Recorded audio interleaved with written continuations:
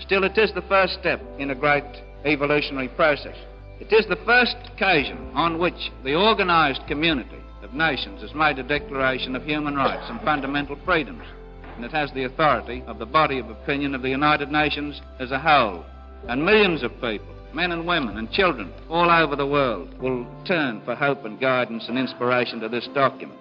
While history alone can determine the historic significance of an event, it is safe to say that the declaration before us may be destined to occupy an honorable place in the procession of positive landmarks in human history.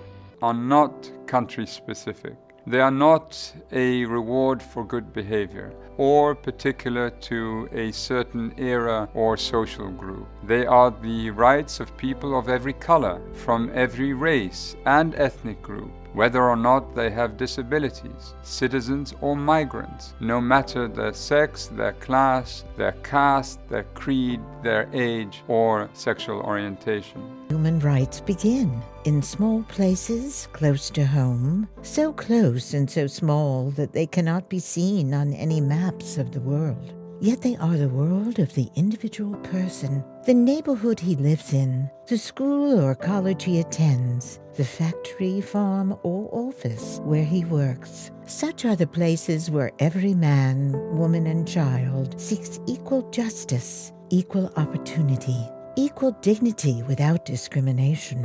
Unless these rights have meaning there, they have little meaning anywhere. Without concerted citizen action to uphold them close to home, we shall look in vain for progress in the larger world. Human rights are the rights and freedom to which all humans are entitled to. Everyone is endowed with certain entitlements by reason of being human. The fundamental human right of a Ghanaian is enshrined in the Chapter 5 of the 1992 Constitution. Among some of the rights protected under the 1992 Constitution includes protection of right to life, personal liberty, slavery and forced labor. Sexual and gender-based violence instructor Lady Juliet Nyarko Adansi from the Federation of International Gender and Human Rights expressed that people who are being violated should speak up. Okay, thank you. So as a country, I think human rights is very important. When it comes to topics of human rights, it's a topic of concern, and I believe it's something that everybody should be included in the discussion because it's a very important topic, as I mentioned. So as a country, I believe that we can look at it in two folds: the efforts the government can put in strengthening human rights, and then what we as citizens can also do in promoting our human rights. So for citizens, I believe that we need to make it a point to respect the rights of other people. We need to understand that people do have their rights and those rights must not be violated. We need to have that respect for people's rights, and then also we need to be advocates of change. So when you feel that somebody's right is being violated, don't feel that or don't think that I don't fall into this category of people, so I don't care. You need to be an advocate of change, an advocate for human rights, advocate for the rights of other people. Whenever you think that people's rights are being violated, you need to make it a must to advocate for it, speak out, because the next time it could be your right that is being violated. And for the government, I believe that most of the time there are policies and laws that enforces human rights protection, but then in our part of the world, what we suffer from is implementation. So there are these laws in place, but at the end of the day, people would go wayward, or they wouldn't respect that law, and then you don't see the penalty being issued out to them. So the government should work to strengthening the implementation of these laws and policies that protects human rights, especially women's rights. Since we are in the 16 days of activism, I would also want to chip that in, that as people we need to strengthen every law that protects human rights, especially women's rights. So that is how I believe that as a country we can strengthen human rights. Okay, thank you. So first of all, I would like to acknowledge that although we do talk about human rights, but since we are looking at it from a region perspective, we should also know that what makes us unique as a country it's our culture and heritage. And I believe that in our various regions, we all have our various, different culture and, heritage traditions that we do hold on to. But what I would like to say is that culture is culture, traditions are traditions, but we should also bear in mind that as human beings, we are the custodians of our own culture and traditions. So we shouldn't do things that violate humans' rights in the name of it's our culture, it's our tradition. For example, the female genital mutilation. You don't infringe on somebody's human right by cutting her clitoris and say it's our culture, it's our tradition. As humans, we should know that the world has evolved, and then we are the ones that put in those set rules that we call culture and tradition. So at any point in time, culture is dynamic. We should be able to work around that culture to, preserve and to protect the dignity and rights of others, especially women and children. And also, I believe that our rights shouldn't, the culture shouldn't silence people. Our culture should promote, freedom of speech, and then should promote the dignity of other people. So for the northern region especially, what I would like to acknowledge is that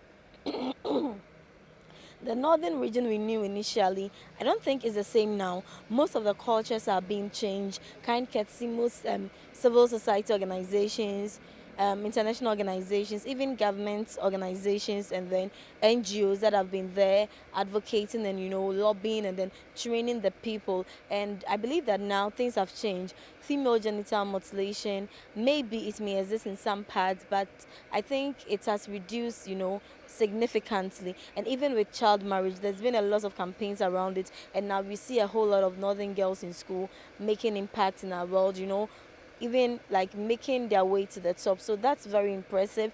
I would also acknowledge the work of Oxfam International.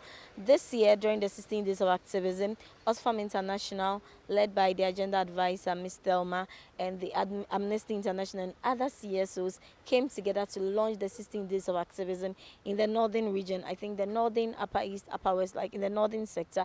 And they gathered some of the traditional leaders, some of the religious leaders, some of the women leaders. They brought all of them together to educate them on human rights, especially women's rights, and then their role in maintaining, in making sure that the rights of women and children are protected. And that was very impressive. So these are some of the things that is happening. And I believe that in most of our different regions too, we are seeing significant change, because initially we used to have the depot rights and different rights from different regions that used to, violate the rights of women and children. But now those ones look like a thing of the past. You may just see a young girl and ask her, what is depot? And the person may not even have an idea about it.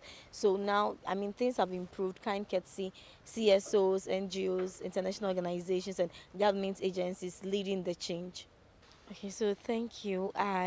This is a very critical thing, and although people may not buy into it, but it's actually something that's happening, especially in Africa, in Ghana, because we do have, on online we'd all say African parents, African mother and all of that, using the slipper to hit you.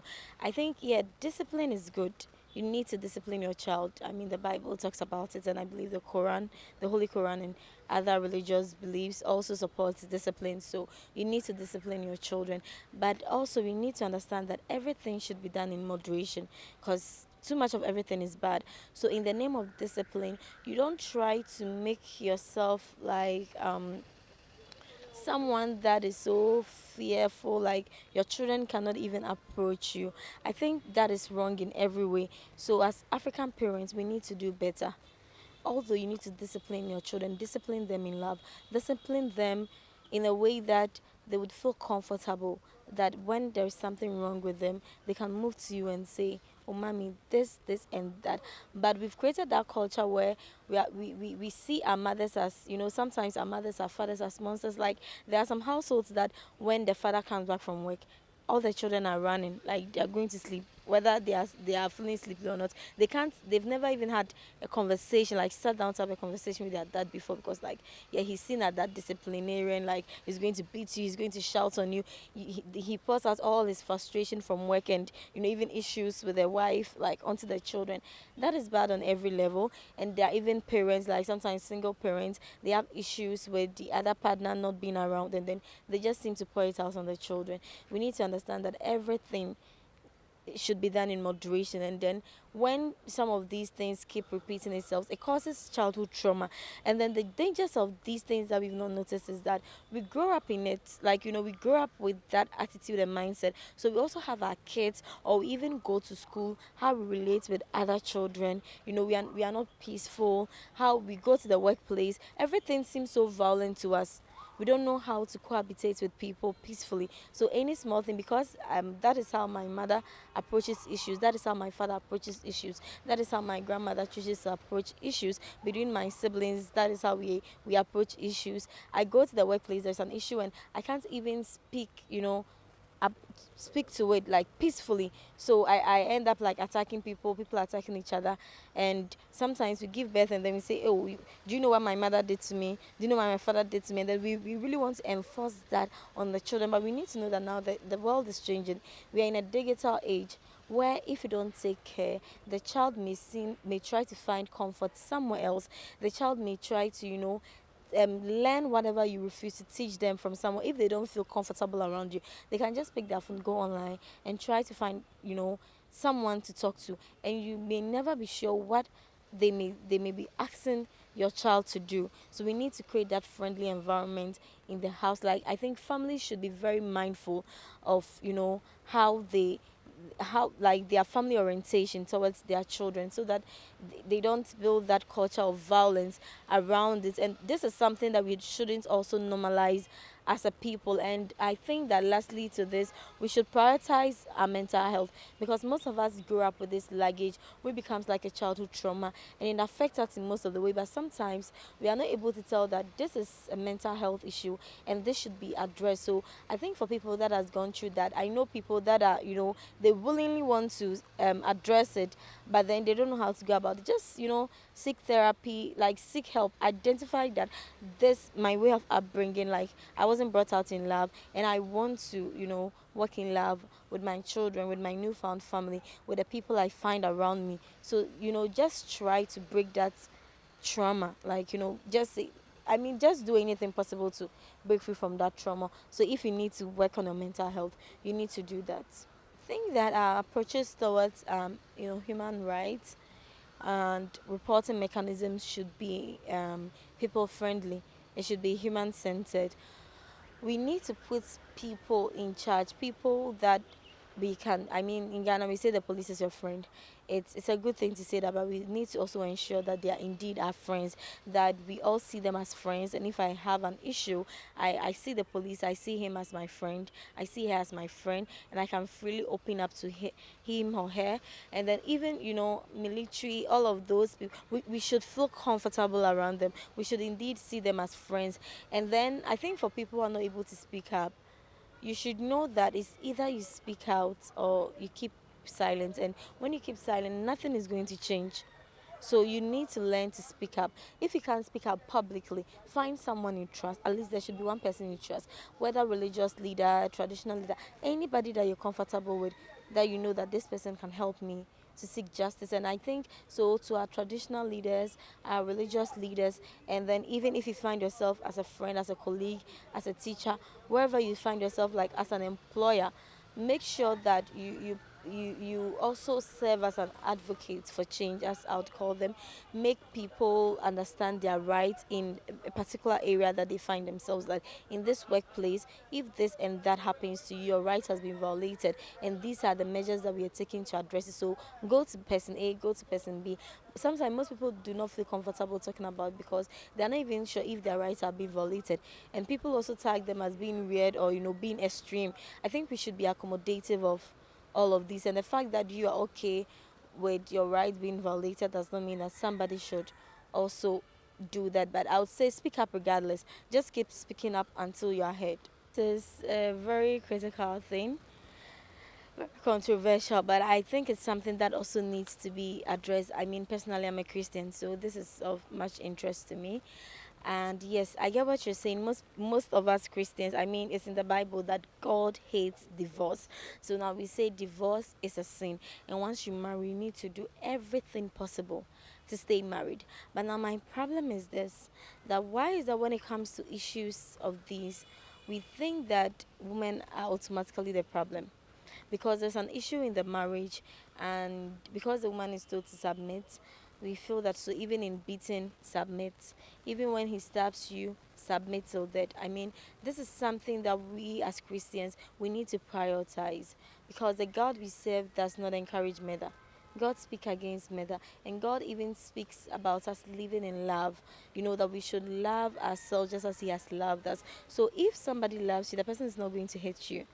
If somebody loves you, the person is not going to abuse emotionally, economically, and then whatever that you can think of. So I would say that for religious leaders, especially Christian leaders, I mean, now the narrative is shifting a bit. Some of them are putting in efforts to just claim that if your husband beats you, if this and that happens, you need to leave, and we appreciate that. But then there are also those that stick to the fact that divorce is a sin, so you need to stay. But I think that when it comes to divorce and all of these things, it's a matter of personal. Like you as an individual should take it personal. Your family may ask you to stay, your church may ask you to stay. You may think of how people are going to point fingers at you or judge you, but at the end of the day, when you die, what are they going to say? When you die, can you listen to all of those judgments that they have to say? Because even the Bible says that, I mean, there's no marriage in heaven.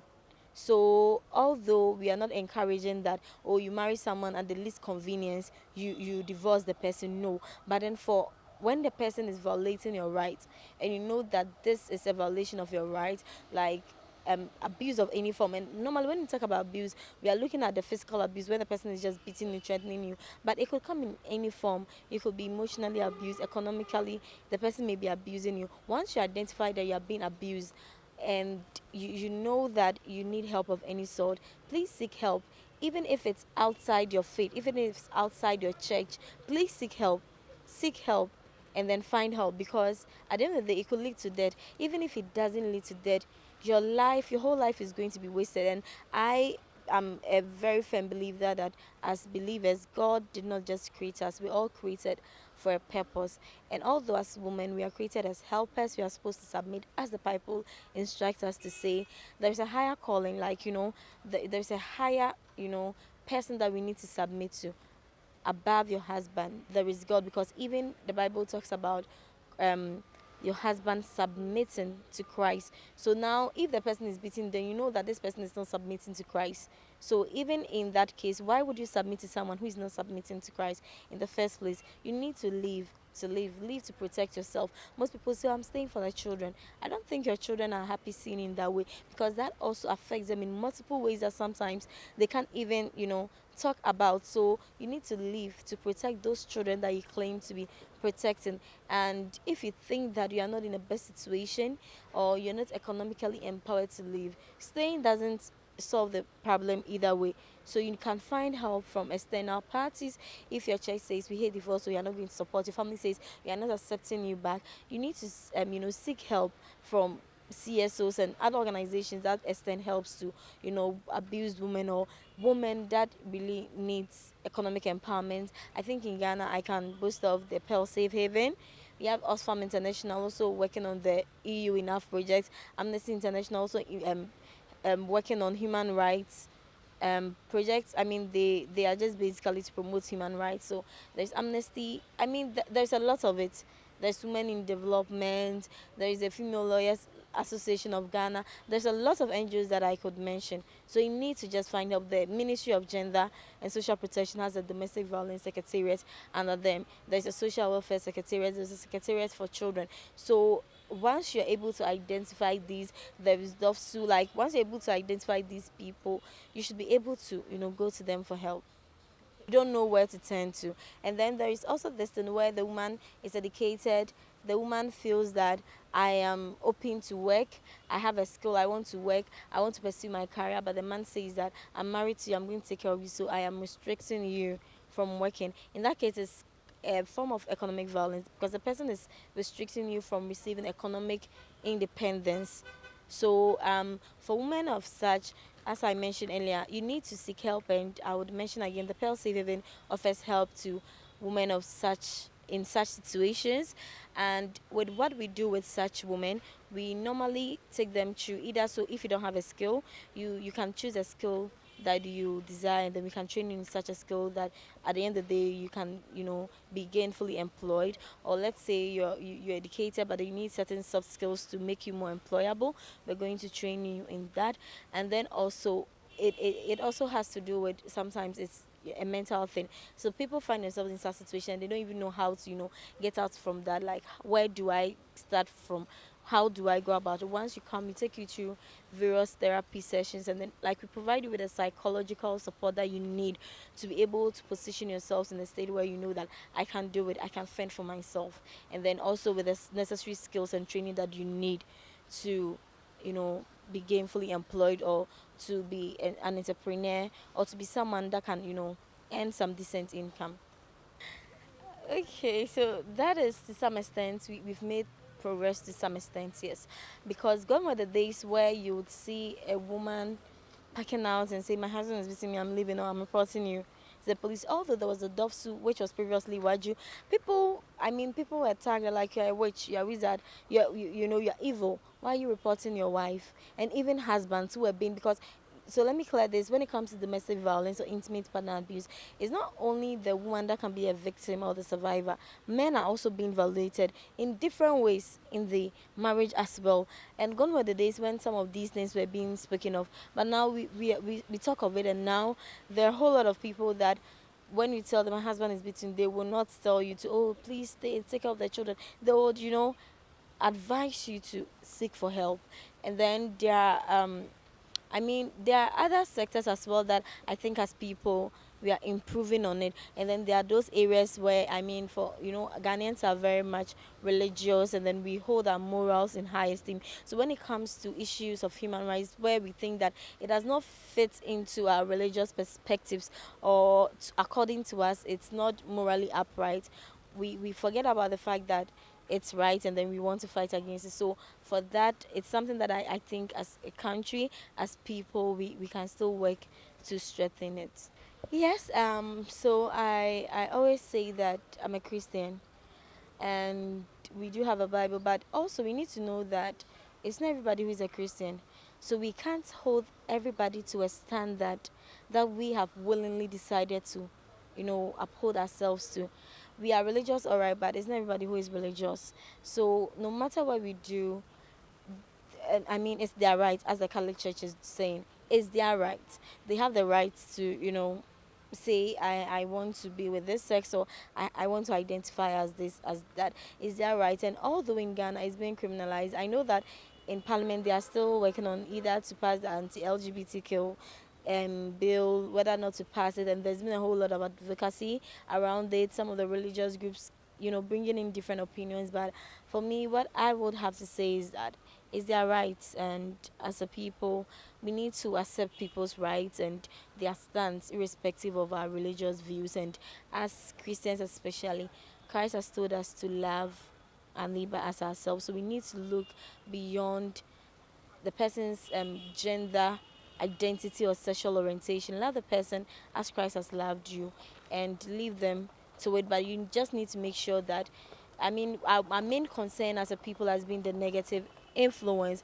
But I also feel that whether it's criminalized or not, people are going to do it regardless, and then people are still going to be influenced either ways. So if you think that your children are going to be influenced, then that means that you need to get them deeply grounded and deeply rooted in your beliefs, so that at the end of the day they can stand true to what they stand for.